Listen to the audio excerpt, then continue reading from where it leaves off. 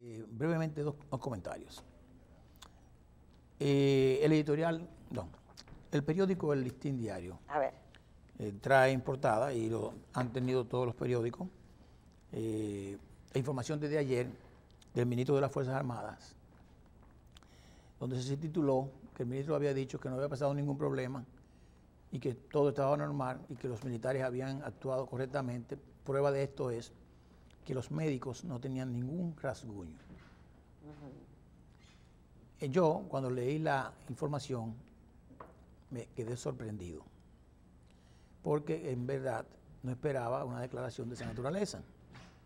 Pero sabemos que una cosa es lo que se titula, otra cosa es cómo se interpretan, y otra cosa es cómo se dicen. Yo no he escuchado, les voy a ser sincero, no he escuchado en el audio la información cuando el ministro habló sobre eso. Pero debo suponer, por el nivel del ministro y además la posición tan delicada que él administra, que no fue eso lo que él dijo o lo que quiso decir. Porque real y efectivamente ahí había un nivel de desprotección y un nivel en que no había seguridad para nadie. Y nosotros dijimos, cuando hicimos el comentario, de que había que felicitar a todo el mundo ahí. Todos los que estaban ahí nosotros los felicitamos y parecía extraño. Y dije, hasta los haitianos que estaban ahí había que felicitar. Dije, hay que felicitar a los haitianos, a los médicos y sus compañeros, que no había otros que no eran médicos, y a los dos militares que estaban ahí con dos M-16. Y dije que había que felicitarlo porque no ocurrió prácticamente nada. Ellos estaban actuando por una causa originalmente, que causó un efecto.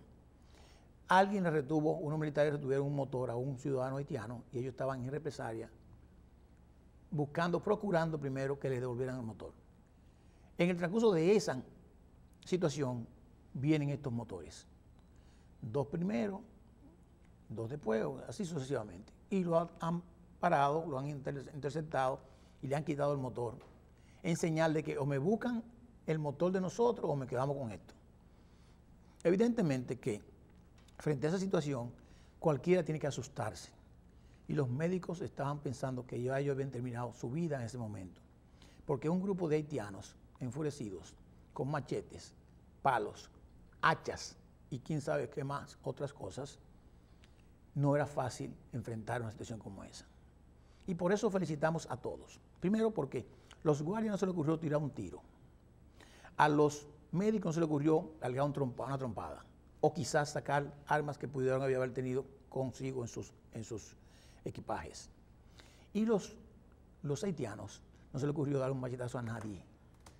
Ellos estaban cogiendo su vehículo y estaban protestando por eso.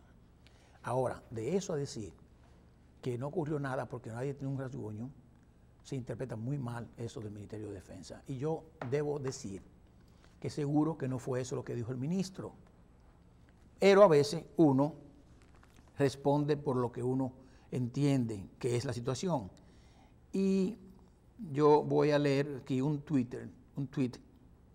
que puso el doctor Pedro Ureña, que me parece que se apresuró a responder, lógicamente indignado por la respuesta que dice el periódico que dio el ministro. Pedro Ureña es médico, un científico excelente, pero lógicamente es médico y no tiene por qué manejar el tema de lo que es la comunicación social. Dice lo siguiente: luego de ver las declaraciones de nuestro ministro, rectifico. Gracias a nuestro ejército por su valiente defensa de nuestro grupo. Propongo una medalla al valor demostrado y exhorto a todos los dominicanos a visitar esa zona también protegida. Lógicamente le está diciendo al ministro, vamos a condecorar a los dos militares que estaban ahí, vamos a exhortar a la gente que vaya a visitar la zona de la frontera donde ocurrió esto y darle la gracia al valiente ejército dominicano y que su grupo fueron protegidos por ellos. De verdad, ustedes verán que más adelante Pedro Ureña tendrá que poner seguro algún Twitter diciendo, bueno, pues lamento por la interpretación, porque seguro el ministro de Defensa lo ha llamado o le va a decir ¿Usted cree? Yo no he dicho esto, digo, me imagino que sí. Porque lógicamente la interpretación de lo que ha publicado los periódicos es muy dolorosa para mucha gente, local e internacionalmente. Porque de verdad que hay una situación difícil. Países como la República Dominicana y Haití, que comparten una frontera, donde Haití es lamentablemente un país de los más pobres del hemisferio, definitivamente la gente va a tratar de emigrar. Definitivamente la gente va a tratar de buscar cómo comer. Definitivamente la gente va a buscar cómo subsistir. Y eso hay que entenderlo. El que no lo entiende eso es porque no quiere entenderlo. Ahora, nosotros no tenemos por qué, lógicamente, admitirlo, que es una cosa diferente. Y para eso está entonces las Fuerzas Armadas y el gobierno para poner control en la frontera. ¿Para poner control de qué? Control de mitigar la entrada de ciudadanos haitianos ilegales. No para impedirlo, para mitigarlo. O sea, para que sean menos los que posiblemente crucen, sin matarlos, sin darle golpe ni daño, sino impidiéndolo y cuando lo agarran, arrestándolo y devolviéndolo a su frontera del otro lado. No más. Pero para eso tenemos que hacer una gran inversión. Y ahora vuelve el tema del muro, y sale el muro de nuevo, que muchos criticados y que inclusive los vinchos, o sea, los castillos, habían pedido inclusive aporte de la ciudadanía para construir el muro. Parece que el muro se hace necesario, pero parece que los controles se hacen más fuertes, deben ser más fuertes. Y parece que hay que tomar la decisión de vigilar mucho más nuestra frontera y que la gente que visita esos sitios, que son en muchos sitios bonitos de nuestro país, solitarios pero lindos, que se sienta seguro de que pueda hacerlo. Que no haya uno que pensar en buscar dos amigos fuertemente armados para que le acompañen, que eso al final puede provocar una catástrofe peor. Así es que ojalá que el ministro de Defensa aclare que no fue eso lo que quiso decir o lo que dijo, y que Pedro Ureña entonces rectifique su Twitter, porque real efectivamente los dos estuvieron mal, pensando uno sobre el otro. Bueno, realmente. ¿Qué tú crees? Es difícil. Tengo que confesar que a mí me encanta el cinismo. Me encanta el cinismo. Yo respondería muchas veces, o respondo de hecho muchas veces así. Pero habría que ver, como usted dice, si las declaraciones del ministro de Defensa fueron esas específicamente. Y si eso fue lo que dijo o lo que quiso decir. Quizás también la valoración del comportamiento de esos dos militares tenga mucho que ver con lo que dijo Michel Hassim, que no estaban en condiciones de enfrentar una turba de más de 80, 100 personas con dos armas y que eso iba a poner en peligro también a los dominicanos que estaban siendo retenidos por esa turba. Porque no nos engañemos, o sea, con dos armas nada más y con dos militares podía ser que en una ráfaga mataran a muchos, pero también los otros y les iban a volar encima. Claro. O sea, o estaríamos en una tragedia, llorando una tragedia. De seguro que un tiro ahí hubiese muchos muertos. Desencadenaba un problema serio. Muchos muertos, porque como tú dices, por más ráfaga que tú tengas, tú no puedes matar a toda esa gente que está ahí. No. Además de que eso traería un problema. Alguno va a llegar a usted corriendo o arriesgándose o lo que sea, y eso es peligrosísimo. Sí. Al margen de que hay mucho riesgo ahora mismo, muchos problemas de inseguridad en Haití, porque inclusive se dice que los Marines o el ejército norteamericano, la Fuerza Aérea Norteamericana está en el aeropuerto Saint Louverture. Y eso es verdad, porque decían que era una fake news. Bueno, yo no sé si es fake news, pero había unos aviones. El ELAME no hace fake news. Exactamente. Del ELAME los 3 dominicanos que más conocen el problema haitiano. No, seguro que sí. No, porque yo pensé que inclusive podía ser una persona que lo estuviera imitando. ¿A Deli? Ajá. No. El Twitter lo puso Deli. Ajá. Y el audio lo puso Deli. Él hizo el Twitter. Él hizo el audio. Y mandó las fotos. Y mandó la fotografía de los aviones y todo en el aeropuerto. De verdad que bueno, puede ser, nadie sabe si llegaron unos aviones humanitarios y le dijeron a Deli que la guerra. Puede ser, Debe ser porque son aviones de cabina ancha, de esos de, Ajá, de Fuerzas que Armadas traen carga. sí, claro, o sea, Alianza para el Progreso, qué sé yo, todo este tipo de cosas, ¿entiendes? Pero nada. Michelle, jurisdicción inmobiliaria, Michelle. Ay, Cristo. 19. Michelle, Preciosos. ¿tú recuerdas cuando hablamos con la magistrada Rosana de la jurisdicción inmobiliaria y le preguntamos de que si todavía yo entendía que habían casos en los que mucha gente encontraba que tenía un título de propiedad saneado y que de un momento a otro aparecía con una oposición, con una hipoteca o con cualquier impedimento jurídico? Y que eso podía ser porque la jurisdicción estaba actualizando temas, archivos después de la ola de reforma y que entonces de un momento a otro aparecían unos impedimentos. Y yo lo decía con conocimiento de causa, pero sin decir los detalles. Ella dijo que eso era muy difícil y lógicamente en la medida en que se ha ido perfeccionando el archivo de la jurisdicción inmobiliaria, que es como se llamaba antes, el registro de títulos, efectivamente las cosas han mejorado sustancialmente.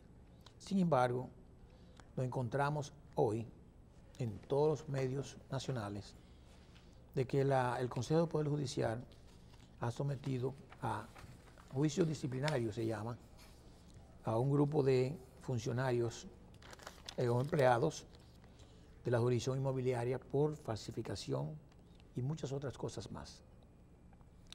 Y la gente preguntaría, ¿a juicio disciplinario? ¿Y qué es eso? Bueno, lo que pasa es que hay un procedimiento interno que primero debe tomarse en cuenta. Vamos a evaluar las razones, eso es lo que va a hacer el equipo disciplinario, para entonces determinar si hay razones que pudiesen ser indicios de responsabilidades penales para someter a la justicia ordinaria a estos señores por falsificación de títulos. Dicen que ha habido de todo ahí. Imagínense ustedes falsificación de firmas, posposiciones de información. También se habla de aquellos embargos irregulares en el aire. Siempre y cuando que haya una colusión a lo interno de una entidad cualquiera, de una colusión, las cosas se hacen más difíciles de resultar en una investigación que determine las razones del delito. Porque cuando hay colusión son dos o más personas que se ponen de acuerdo para cometer un fraude, un delito cualquiera, y si hay personas con nivel de expertise que puedan trabajar la cosa mal hecha, bien hecha, entonces sería mucho más difícil detectar la irregularidad, el dolo o el error fraudulento. Pero lo único que puedo decirles es, esperemos que el Consejo de Poder Judicial pueda decir con detalles qué es lo que ha ocurrido, cuál resultaría el informe de la comisión disciplinaria y cuáles son estos empleados y quizás funcionarios que están siendo procesados e investigados y que posiblemente vayan a un juicio penal por estas anomalías, irregularidades o fraudes en el registro inmobiliario o la jurisdicción inmobiliaria. Cosa que atenta contra la seguridad jurídica de la República Dominicana. Como ya sabemos, muchos inversionistas que han venido aquí han sido timados por bandas criminales, diríamos del crimen organizado, hacia lo interno de la jurisdicción inmobiliaria, que antes actuaba y que aparentemente todavía quedan residuos para que todavía estos males se sigan haciendo. Michelle. Bueno, el tema de la jurisdicción inmobiliaria en este país a mí me dejó personalmente ayer un poco en shock cuando vi que a un grupo de gente se investigaba de hace años, parece que con un cierto tipo de algunas acusaciones que habrá que determinar ahora su veracidad. Al igual que en la seguridad social, hay que destacar que la jurisdicción inmobiliaria avanzó. Usted va al registro de títulos, la jurisdicción inmobiliaria, usted ve que toda la vida de una propiedad que esté en el sistema ya fueron digitalizadas. En algunos, creo que ya en el distrito se culminó y eso se va a otro sitio.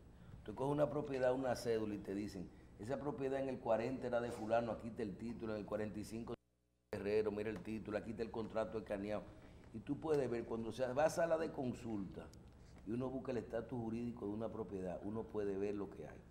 Hay que saber también que República Dominicana tiene una historia de problemas en el área de la titulación, no solo de fraudes, de ventas en el Estado, de venta de terreno a varias gente, el mismo terreno, sino que el origen,